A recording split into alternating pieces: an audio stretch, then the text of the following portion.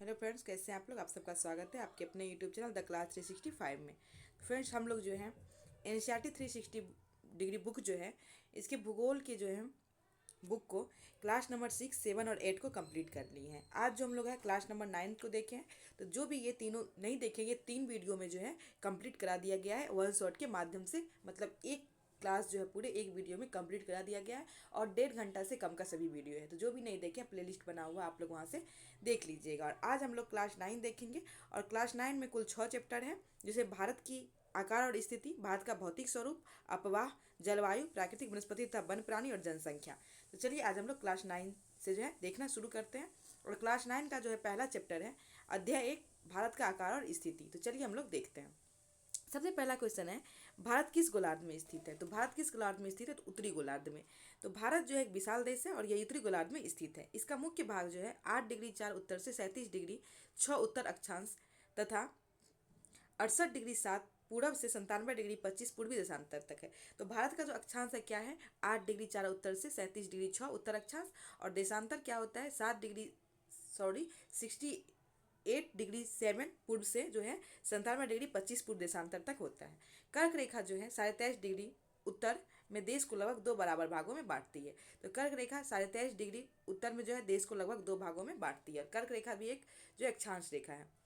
यहाँ देखिए भारत का अक्षांशीय सीमा क्या है, तो 8 डिग्री 4 उत्तर से 37 डिग्री 6 उत्तर जो है भारत का अक्षांशीय सीमा हो जाएगा। तो 8 डिग्री 4 उत्तर से 37 डिग्री 6 भारत का अक्षांशीय सीमा हो जाएगा। नेक्स्ट, भारत का देशांतरीय विस्तार क्या है। तो भारत का देशांतरीय विस्तार अभी हम लोग देखिए 68 डिग्री 7 पूरब से 97 डिग्री 25 पूरब तक जो है भारत का देशांतरीय विस्तार हो जाएगा। यहाँ तक भारत का मुख्य भाग 8 डिग्री 1 उत्तर से 37 डिग्री 6 उत्तर अक्षांश तक तथा 68 डिग्री 7 से 97 डिग्री 25 पूरब देशांतर तक जो भारत का देशांतरीय। नेक्स्ट देखिए है, निम्नलिखित में से कौन सा अक्षांश भारत को 2 बराबर भागों में बांटती है। तो कौन सा अक्षांश, तो 23.5 डिग्री उत्तरी अक्षांश जो है जिसे कर्क रेखा कहा जाता है, ये भारत को 2 भागों में बांटती है। तो कर्क रेखा 23.5 डिग्री उत्तर में देश को लगभग 2 बराबर भागों में बांटती है। लगभग दो, ये जो है मुख्य भूभाग की दक्षिणी पूरब में जो है अंडमान और निकोबार। तो जैसे ये भारत है तो इसके दक्षिणी पूरब में अंडमान और निकोबार और द्वीप समूह बंगाल की खाड़ी में है। मतलब अंडमान निकोबार बंगाल की खाड़ी में है। और दक्षिण पश्चिम अरब सागर में जो है लक्षद्वीप समूह जो है स्थित है। तो कर्क रेखा जो है भारत को 2 भागों में बांटती है। और कर्क रेखा कितने राज्य से गुजरती है आप लोग कमेंट में बताइएगा। नेक्स्ट क्वेश्चन है, निम्नलिखित पर विचार कीजिए। अंडमान निकोबार द्वीप समूह बंगाल की खाड़ी में मुख्य भूभाग के दक्षिण पूरब में स्थित है। तो अंडमान निकोबार द्वीप समूह जो है ऐसे भारत है, तो यहाँ जो है बंगाल की खाड़ी में जो है अंडमान निकोबार स्थित है। तो ये दक्षिण पूरब में सही हो जाएगा। और लक्षद्वीप द्वीप समूह जो है अरब सागर में दक्षिण पश्चिम में स्थित है। तो ये दोनों जो है यहाँ पे स्टेटमेंट सही है। यहाँ क्या पूछा गया है, जो कौन सा कथन सत्य है, तो ये दोनों सही हो जाएगा इसमें। तो दोनों सही है। भारत का भूभाग का कुल क्षेत्रफल लगभग कितना वर्ग किलोमीटर है। तो भारत के भूभाग का कुल क्षेत्रफल 32,87,263 वर्ग किलोमीटर कहते हैं। और इसी को हम लोग जो है 32.8 लाख पढ़ते हैं। तो ये भारत का कुल क्षेत्रफल जो है 32.8 लाख वर्ग किलोमीटर है। और भारत का क्षेत्रफल विश्व के कुल भौगोलिक क्षेत्रफल का 2.4% है। तो भारत का जो क्षेत्रफल है कुल भौगोलिक क्षेत्रफल का विश्व का 2.4% हो जाएगा। भारत का क्षेत्रफल विश्व के कुल भौगोलिक क्षेत्रफल का कितना प्रतिशत है, तो 2.4% हो जाएगा भारत का क्षेत्रफल कुल भौगोलिक जो है वर्ल्ड के क्षेत्रफल से। नेक्स्ट है, भारत के भूभाग का मतलब कुल क्षेत्रफल जो है लगभग 32 लाख वर्ग किलोमीटर 32.8 लाख वर्ग किलोमीटर है। और भारत का क्षेत्रफल जो है विश्व के कुल भौगोलिक क्षेत्रफल का 2.4% है। भारत विश्व का 7वां बड़ा देश है। तो भारत जो है विश्व का 7वां बड़ा देश है। भारत की स्थलीय सीमा रेखा लगभग 15,200 किलोमीटर और समुद्री तट रेखा अंडमान और निकोबार द्वीप समूह तथा लक्षद्वीप समूह के साथ जो है 7,516.6 किलोमीटर है। तो भारत का जो स्थलीय सीमा है 15,200 किलोमीटर है और समुद्री तट रेखा जो है अंडमान निकोबार और लक्षद्वीप समूह सहित जो है 7,516.6 किलोमीटर है। नेक्स्ट, निम्नलिखित कथन पर विचार कीजिए। भारत विश्व का 5वां बड़ा देश है। अभी हम लोग देखें भारत विश्व का जो है 7वां बड़ा देश है, तो ये गलत हो जाएगा। भारत की स्थल सीमा रेखा लगभग 15,200 वर्ग किलोमीटर और समुद्री तट रेखा 7,516.6 किलोमीटर अंडमान और निकोबार द्वीप समूह तथा लक्षद्वीप समूह के साथ है। तो ये सही है। स्थलीय सीमा 15,200 किलोमीटर और समुद्री तट रेखा जो है 7,516.6 किलोमीटर है अंडमान निकोबार और लक्षद्वीप समूह सहित। नेक्स्ट, भारत के उत्तर पश्चिम तथा उत्तर पूर्वी सीमा पर नवीनतम बलित पर्वत है। तो ये भी सही है। भारत के उत्तर पश्चिम और उत्तर पूर्वी सीमा जो है, जैसे यहाँ पे भारत है तो ये हिमालय है, तो इसी के संदर्भ में तो ये दोनों स्टेटमेंट जो है यहाँ पे सही होगा, 2 और 3 सही हो जाएगा। नेक्स्ट देखिए है, गुजरात से अरुणाचल प्रदेश का स्थानीय समय कितने घंटे का अंतर है? तो गुजरात से अरुणाचल प्रदेश के स्थानीय समय में जो है 2 घंटे का अंतर हो जाएगा। तो गुजरात से अरुणाचल प्रदेश के स्थानीय समय में 2 घंटे का अंतर है। अतः 82.5 डिग्री जो है पूर्वी देशांतर रेखा को भारत का मानक यामनोत्तर माना गया है। तो 82.5 डिग्री उत्तरी देशांतर जो है इसे भारत का मानक यामनोत्तर माना गया है, जो कि उत्तर प्रदेश में मिर्जापुर से गुजरती है। तो भारत की जो मानक यामनोत्तर है 82.5 डिग्री पूर्वी देशांतर, ये उत्तर प्रदेश के मिर्जापुर से गुजरती है। अक्षांश का प्रभाव जो है दक्षिण से उत्तर की ओर दिन और रात की अवधि पर पड़ता है। तो अक्षांश का प्रभाव दक्षिण से उत्तर की ओर जो है दिन और रात की अवधि पर पड़ता है। नेक्स्ट, भारत की मानक यामनोत्तर डैश माना गया है। तो भारत की मानक यामनोत्तर किसे माना गया है? तो 82.5 डिग्री पूर्वी देशांतर को जो है भारत का यामनोत्तर माना गया है, और ये जो है उत्तर प्रदेश के मिर्जापुर से गुजरती है और भारत के 5 राज्यों से भी गुजरती है। नेक्स्ट है, भारत की मानक यामनोत्तर कहाँ से गुजरती है? तो ये मिर्जापुर से, तो उत्तर प्रदेश के मिर्जापुर से गुजरती है। भारतीय भूखंड एशिया महाद्वीप के किस भाग में स्थित है? तो भारतीय भूखंड जो है एशिया महाद्वीप के किस भाग में स्थित है? तो पूर्वी और पश्चिम के मध्य में। तो पूर्व और पश्चिम के मध्य में स्थित है भारतीय भूखंड एशिया महाद्वीप के। यहाँ देखिए, भारतीय भूखंड एशिया महाद्वीप के पूर्व और पश्चिम के जो है मध्य में स्थित है। भारतीय भूभाग एशिया महाद्वीप का दक्षिणी विस्तार है। तो भारतीय भूभाग जो है एशिया महाद्वीप का दक्षिणी विस्तार है। हिंद महासागर जो कि पश्चिम में यूरोपीय देशों और पूर्वी में एशियाई देशों को मिलाता है। तो हिंद महासागर जो है ये पश्चिम में यूरोपीय देश और पूर्व में जो है एशियाई देश को मिलाता है। भारत को केंद्रीय स्थिति प्रदान करता है। हिंद महासागर जो भारत को केंद्रीय स्थिति प्रदान करता है। नेक्स्ट है, निम्नलिखित कथन पर विचार कीजिए। हिंद महासागर पश्चिम में यूरोपीय देश और पूर्वी में एशियाई देशों को मिलाता है, तो ये सही होगा। अक्षांश का प्रभाव दक्षिण से उत्तर की ओर दिन और रात की अवधि पर पड़ता है, तो ये भी सही होगा। पूछा ये कौन सा सही है, तो ये दोनों इसमें सही हो जाएगा। नेक्स्ट देखिए, 14 नंबर क्वेश्चन है, कौन सा महासागर का नाम मतलब भारत देश के नाम पर है? तो हिंद महासागर। हिंद महासागर एक ऐसा महासागर है मात्र जिसका नाम किसी देश के नाम पे है, और ये कौन सा महासागर है? हिंद महासागर का नाम जो है हमारे देश जो हिंदुस्तान के नाम पे है। यहाँ देखिए, पूर्वी एशिया के देशों में पूर्वी तट के माध्यम से निकटतम संबंध बनाते हुए हिंद महासागर में किसी भी देश की तटीय सीमा भारत जैसी नहीं है। भारत की इसी महत्वपूर्ण स्थिति के कारण जो है एक महासागर का नाम इसके नाम पे रखा गया है।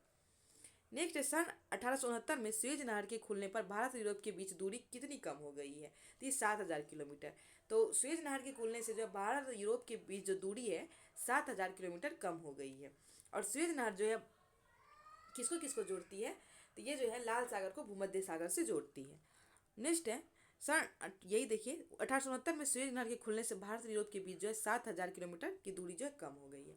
पश्चिमी और पूर्वी तटों पर केंद्र शासित क्षेत्रों की संख्या कितनी है? तो 6। तो पश्चिमी और पूर्वी तटों पर जो केंद्र शासित प्रदेश की संख्या 6 हो जाएगा। नहीं, क्षेत्रफल के आधार पर भारत का सबसे बड़ा राज्य कौन सा है? तो राजस्थान। तो क्षेत्रफल के हिसाब से जो भारत का सबसे बड़ा राज्य राजस्थान हो जाएगा, और छोटा कौन सा है? गोवा हो जाएगा। क्षेत्रफल के आधार पर सबसे बड़ा राज्य राजस्थान एवं सबसे छोटा राज्य गोवा हो जाएगा। नेक्स्ट, क्षेत्रफल के आधार पर भारत का सबसे छोटा राज्य कौन सा है? तो गोवा। तो गोवा जो है क्षेत्रफल के अनुसार भारत का सबसे छोटा राज्य हो जाएगा। नेक्स्ट, कौन सा राज्य अंतर्राष्ट्रीय सीमा तथा समुद्री तट रेखा को स्पर्श नहीं करते हैं? तो इसमें देखिए, तेलंगाना। तेलंगाना जो है न तो अंतर्राष्ट्रीय सीमा या न ही समुद्री तट रेखा को स्पर्श करते हैं, तो तेलंगाना इसका जो आंसर हो जाएगा। नेक्स्ट देखिए है, निम्नलिखित कथन पर विचार कीजिए। भारत की भूमि की सीमाएं उत्तर पश्चिम में पाकिस्तान और चीन से लगती हैं। तो क्या भारत की भूमि की सीमा जो उत्तर पूर्व में पाकिस्तान और चीन से लगती है? तो जैसे भारत देखिए, यहाँ पे इस साइड पाकिस्तान और इधर चीन, तो उत्तर पश्चिम में जो है ये पाकिस्तान और चीन से लगती है, ये सही होगा। भारत की भूमि की सीमाएं उत्तर में अफगानिस्तान, नेपाल और भूटान से लगती है, तो ये भी सही हो जाएगा। भारत की भूमि की सीमाएं पूर्व में म्यांमार व बांग्लादेश के साथ लगती है, तो ये स्टेटमेंट भी जो है यहाँ पे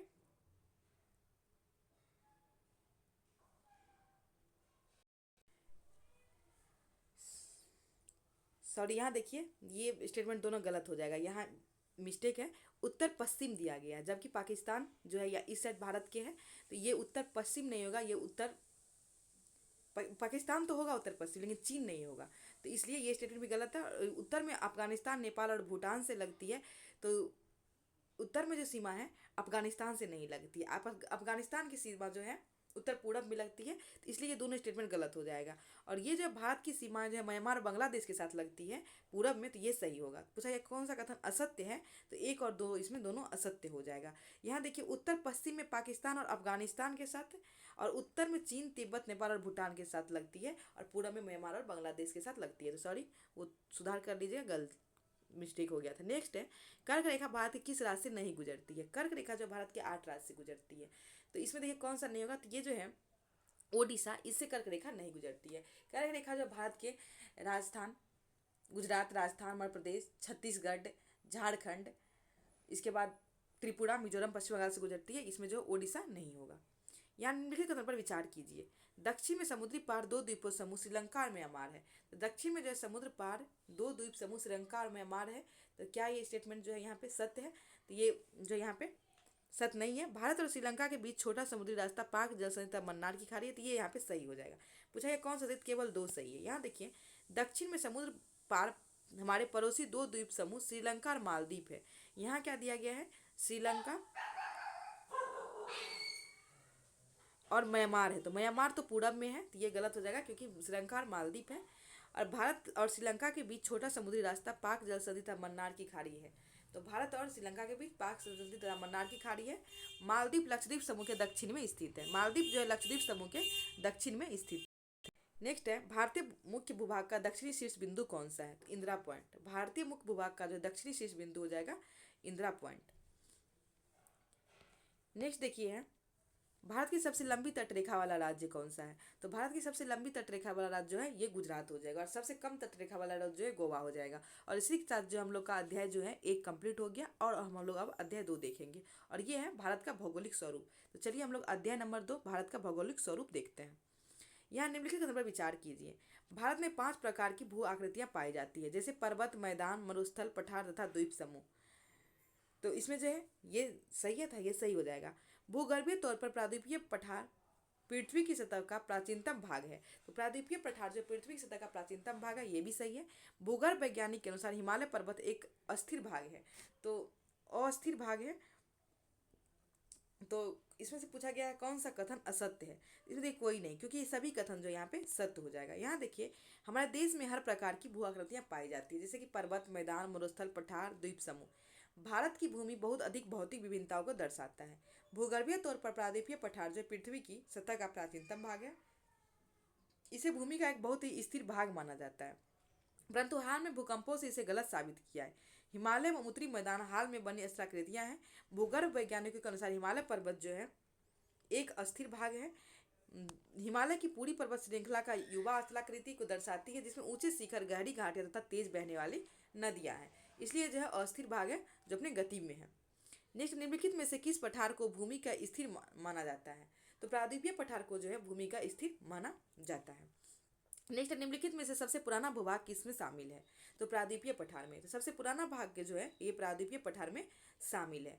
नेक्स्ट, निम्नलिखित पर विचार कीजिए। उत्तरी मैदान जलोढ़ निक्षेप से बना हुआ है, तो ये सही है। प्रायद्वीपीय पठार आग्नेय तथा रूपांतरित शैलों वाले कम ऊंची पहाड़ियां तथा चौड़ी घाटियों से बना हुआ है, तो ये स्टेटमेंट भी सही है। प्रायद्वीपीय पठार जो आग्नेय और रूपांतरित शैल से जो है कम ऊंची पहाड़ी एवं चौड़ी घाटी से बना है, तो यहाँ दोनों स्टेटमेंट सही हो जाएगा। नेक्स्ट है, भारत की भौगोलिक आकृति को निम्नलिखित वर्गों में विभाजित किया जा सकता है। हिमालय पर्वत श्रृंखला और उत्तरी मैदान, था ये होगा। प्रायद्वीपीय पठार और भारतीय मरुस्थल, तो इसमें विभाजित किया जाता है। तटीय मैदान और द्वीप समूह, तो ये भी हो जाएगा, तो इसमें सभी आंसर हो जाएगा। यहाँ देखिए भारत की भौगोलिक आकृति को निम्नलिखित वर्गों में विभाजित किया गया है। हिमालय पर्वत श्रृंखला, प्रायद्वीपीय पठार, तटीय मैदान, उत्तरी मैदान, भारतीय मरुस्थल और द्वीप समूह, तो ये सभी इसका आंसर हो जाएगा। नेक्स्ट देखिए भारत की भौगोलिक आकृति को कितने वर्गों में विभाजित किया गया है? तो 6 वर्ग में। तो 6 वर्ग में भारत की भौगोलिक आकृति को विभाजित किया गया है। हिमालय पर्वत के संदर्भ में निम्नलिखित संदर्भ पर विचार कीजिए। हिमालय पर्वत श्रृंखला उत्तर दक्षिण दिशा में सिंधु से लेकर ब्रह्मपुत्र तक फैली हुई है, तो क्या ये स्टेटमेंट सही है? तो ये देखिए उत्तर दक्षिण दिशा जो दिया गया है, इसलिए ये स्टेटमेंट गलत हो जाएगा। भारत पर्वत विश्व का सबसे ऊंची पर्वत श्रेणी में है। हिमालय पर्वत जो है विश्व की सबसे ऊंची पर्वत श्रेणी में है, तो ये सही होगा। हिमालय पर्वत 2400 किलोमीटर की लंबाई में फैले एक अर्धवृत्त का निर्माण करती है, तो ये भी सही हो जाएगा। पूछा कि कौन सा सत्य है? तो 2 और 3 सही है। भारत की उत्तरी सीमा पर विस्तृत हिमालय भूगर्भीय रूप से युवा एवं बनावट के दृष्टिकोण से बलित पर्वत श्रृंखला है। पर्वत श्रृंखला पश्चिम पूर्व दिशा में सिंधु से लेकर ब्रह्मपुत्र तक फैली है। तो ये पश्चिम से पूर्व दिशा में जो सिंधु से ब्रह्मपुत्र तक फैली हुई है और हिमालय विश्व की सबसे ऊंची पर्वत श्रेणी में है और ये जो है 2400 किलोमीटर की लंबाई में फैले एक अर्धवृत्त का निर्माण करती है। नेक्स्ट है हिमालय पर्वत की कश्मीर में कितनी चौड़ाई है? तो 400 किलोमीटर। तो कश्मीर में जो है हिमालय पर्वत की चौड़ाई कितनी है? 400 किलोमीटर। और अरुणाचल प्रदेश में जो है कम हो जाती है, 150 किलोमीटर रह जाती है। हिमालय पर्वत की अरुणाचल प्रदेश में चौड़ाई कितनी है? तो 150 किलोमीटर। नेक्स्ट है हिमालय पर्वत के संदर्भ में निम्नलिखित पर विचार कीजिए। यहाँ है पश्चिमी भाग की अपेक्षा पूर्वी भाग की ऊंचाई में अधिक विविधता पाई जाती है। तो पश्चिमी भाग की अपेक्षा पूर्वी भाग की ऊंचाई में अधिक विविधता पाई जाती है। फिर देशांतरीय विस्तार के साथ हिमालय को 5 भागों में बांटा जा सकता है। इसे पूछा गया कौन सा कथन सत्य है? ये देखिए इसमें केवल जो है एक सही होगा, तो केवल एक इसमें सही है। यहाँ देखिए हिमालय को 3 भागों में बांटा गया, तो 5 भागों दिया गया, यही गलत है। हिमालय पर्वत के संदर्भ में निम्नलिखित कथन पर विचार कीजिए। तो यहाँ देखिए क्या दिया गया है। उत्तरी भाग में स्थित श्रृंखला को महान या आंतरिक हिमालय या हिमाद्री कहते हैं, तो ये सही है। हिमाद्री के दक्षिण में स्थित श्रृंखला को हिमालय या निम्न हिमालय के नाम से जानी जाती है, तो ये स्टेटमेंट भी सही है। हिमालय की सबसे बड़ी बाहरी श्रृंखला को शिवालिक कहा जाता है, तो सबसे बाहरी श्रृंखला जैसे शिवालिक कहा जाता है, तो ये भी सही है। इसमें सभी हिमालय से संबंधित सही हो जाएगा। नेक्स्ट है निम्नलिखित में से कौन सी हिमालय शिखर नेपाल में स्थित नहीं है? इसमें से कौन से नेपाल में स्थित है? कामेट। ये जो उत्तराखंड में स्थित है, तो कामेट जो है नेपाल में स्थित नहीं है। माउंट एवरेस्ट नेपाल में स्थित है और 8,848 मीटर इसकी ऊंचाई है। कंचनजंगा भारत में है, सिक्किम में, और इसका जो है 8,598 मीटर ऊंचाई है। और मकालू नेपाल में है, 8,481 मीटर। और कामेट जो है भारत में है और 7,756 मीटर जो है इसकी ऊंचाई है। निम्नलिखित में कौन सी हिमालय शिखर भारत में स्थित नहीं है? तो धौलागिरी। धौलागिरी जो है ये भारत में स्थित नहीं है। धौलागिरी कहाँ? नेपाल में स्थित है और 8,172 मीटर जो है इसकी ऊंचाई है। निम्न हिमालय की सबसे लंबी श्रृंखला कौन सी है? तो निम्न हिमालय की सबसे लंबी श्रृंखला कौन सी हो जाएगी? तो इसका आंसर क्या हो जाएगा? तो निम्न हिमालय की सबसे लंबी श्रृंखला हो जाएगी धौलागिरी, सॉरी हाँ धौलाधर। तो धौलाधर जो है निम्न हिमालय की सबसे लंबी श्रृंखला हो जाएगी, जो कि ऑप्शन नंबर सी में दिया गया है धौलाधर। पीर पंजाल श्रृंखला सबसे लंबी तथा सबसे महत्वपूर्ण श्रृंखला। धौलाधर एवं महाभारत श्रृंखला भी महत्वपूर्ण है। तो इसका ये सॉरी ये दूसरे क्वेश्चन का आंसर यहाँ दिया गया निम्न हिमालय का, तो पीर पंजाल जो है इसकी सबसे लंबी श्रृंखला हो जाएगी। तो पीर पंजाल जो है निम्न हिमालय की सबसे लंबी श्रृंखला हो जाएगी। सॉरी गलती हो जा रहा है, कुत्ता इतना सब चिल्ला रहा है गली में। नेक्स्ट है कश्मीर की घाटी तथा हिमाचल में कांगड़ा एवं कुल्लू की घाटी किस श्रृंखला में स्थित है? तो कश्मीर की घाटी तथा हिमाचल में कांगड़ा और कुल्लू की घाटी जो है धौलाधर व महाभारत श्रृंखला में जो है स्थित है। नेक्स्ट निम्न हिमालय तथा शिवालिक के बीच स्थित लंबवत घाटी को किस नाम से जाना जाता है? इसे किस नाम से जाना जाता है? दून। तो निम्न हिमालय और शिवालिक के बीच स्थित लंबवत घाटी को दून के नाम से जाना जाता है। सतलुज एवं सिंधु के बीच स्थित हिमालय के भाग को किस नाम से जानते हैं? तो पंजाब हिमालय के नाम से। तो सतलुज एवं सिंधु के बीच हिमालय को पंजाब या कश्मीर हिमालय के नाम से जाना जाता है। नेक्स्ट सतलुज तथा काली नदी के बीच स्थित हिमालय को क्या कहते हैं? तो कुमायूं।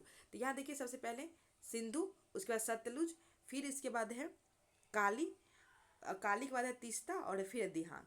तो जो सतलुज, सिंधु और सतलुज के बीच जो है इसको पंजाब या कश्मीर हिमालय कहते हैं। सतलुज और काली के बीच जैसे कुमायूं हिमालय कहते हैं। और काली और तीस्ता के बीच जो है इसे जो है नेपाल हिमालय कहते हैं। और यहाँ जो है तीस्ता और दिहांग के बीच जैसे असम हिमालय कहते हैं। नेक्स्ट है तीस्ता तथा दिहांग नदियाँ नेपाल हिमालय का सीमांकन करती है। तो यहाँ देखिए तीस्ता और दिहांग हिमालय जो है ये नेपाल हिमालय का सीमांकन नहीं करती है, ये जो है असम हिमालय का सीमांकन करती है। सतलुज तथा काली नदियाँ जो असम हिमालय का सीमांकन करती है, तो ये भी गलत हो जाएगा। सतलुज और काली नदियाँ जो ये कुमायूं हिमालय का सीमांकन करती है। पूछा गया कौन सा सत्य है? इसमें से जो है कोई भी सत्य नहीं होगा, तो उपयुक्त में से कोई नहीं। नहीं देखिए कौन सी नदी हिमालय की सबसे पूर्वी सीमा बनाती है? तो सबसे पूर्वी सीमा कौन सी नदी बनाती है? तो ये जाएगी ब्रह्मपुत्र। ब्रह्मपुत्र जो है यहाँ पे अरुणाचल प्रदेश में सबसे जो है पूर्वी सीमा बनाती है। नेक्स्ट किस पहाड़ियों को पूर्वी पर्वत श्रृंखला के नाम से जाना जाता है? तो पटकाई, नागा और मीजो ये सभी को जो है पूर्वी पर्वत श्रृंखला के नाम से जाना जाता है। तो पूर्वांचल या पूर्वी पहाड़ियाँ तथा पर्वत श्रृंखलाओं के नाम से जाना जाता है। ये पहाड़ियाँ उत्तर पूर्वी राज्यों से होकर गुजरती है तथा मजबूत बलुआ पत्थर जो है अवसादी सेल से बनी है। ये घने जंगल से ढकी तथा अधिकतर समांतर श्रृंखलाओं एवं घाटियां के रूप में फैली है। पूर्वांचल में पटकाई, नागा, मिजो तथा मणिपुर पहाड़ियां शामिल है। ये सब जो है पूर्वांचल में शामिल है। विश्व का सबसे बड़ा नदी द्वीप है। तो माजुली द्वीप जो है ये ब्रह्मपुत्र नदी पे बना है। ये विश्व का सबसे बड़ा नदी द्वीप है। माजुली द्वीप किस नदी पर स्थित है? तो ब्रह्मपुत्र नदी पे। तो माजुली द्वीप जो है ब्रह्मपुत्र नदी पर स्थित है। उत्तरी मैदान 3 प्रमुख नदी सिंधु, गंगा और ब्रह्मपुत्र से बना है। तो ये सही स्टेटमेंट सही हो जाएगा।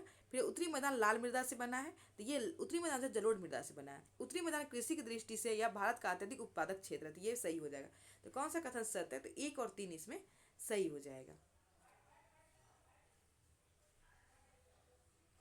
नेक्स्ट देखिए है, दो नदियों के बीच का भाग कहलाती है। तो दो नदियों के बीच का भाग दोआब कहलाती है। तो दो नदियों के बीच का भाग को दोआब कहते हैं। फिर निम्नलिखित कथन पर विचार कीजिए। उत्तरी मैदान को मोटे तौर पर 3 उपवर्गों में विभाजित किया गया है। तो उत्तरी मैदान को 3 उपवर्ग में विभाजित किया गया है। उत्तरी मैदान के पश्चिमी भाग को राजस्थान का मैदान कहा जाता है। सिंधु तथा इसकी सहायक नदियां झेलम, चेनाब, रावी, ब्यास तथा सतलज हिमालय से निकलती है। तो इसमें जो है पूछा गया कौन सा सत्य है? तो इसमें देखिए 1 और 3 सही हो जाएगा। तो 1 और 3 इसमें सही है। उत्तरी मैदान को मोटे तौर पर 3 उपवर्ग में विभाजित किया गया है। उत्तरी मैदान के पश्चिमी भाग को पंजाब का मैदान कहा जाता है। सिंधु तथा इसकी सहायक नदियों के द्वारा बनाए गए इस मैदान का बहुत बड़ा भाग पाकिस्तान में स्थित है।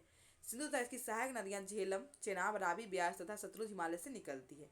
मैदान के इस भाग को दोआब की संख्या बहुत अधिक है, क्योंकि ये सभी नदियां जो है वहाँ पे जो है निकलती है और दोआब का निर्माण करती है।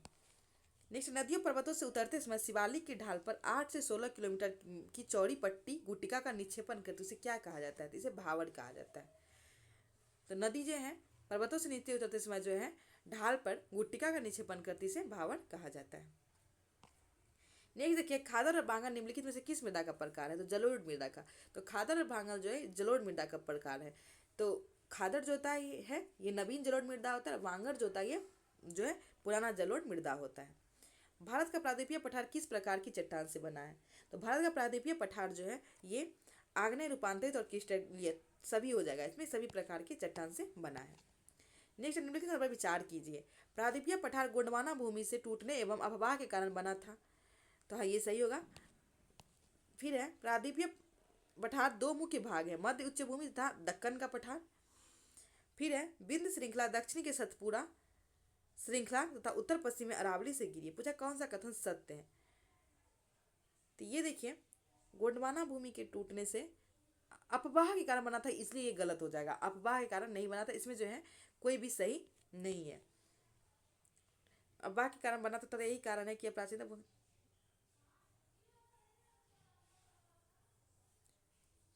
सॉरी आंसर में कुछ गलत दिया गया है, तो इसका आंसर देखिए फिर आप लोग को बता दिया जाएगा। वैसे लग रहा है ये तो सही है, गोंडवाना से बनना था, अफवाह दिया गया इसलिए गलत होगा, लेकिन एनसीईआरटी कर रहा है बाघ के टूटने से बना था, इसलिए ये सही हो जाएगा।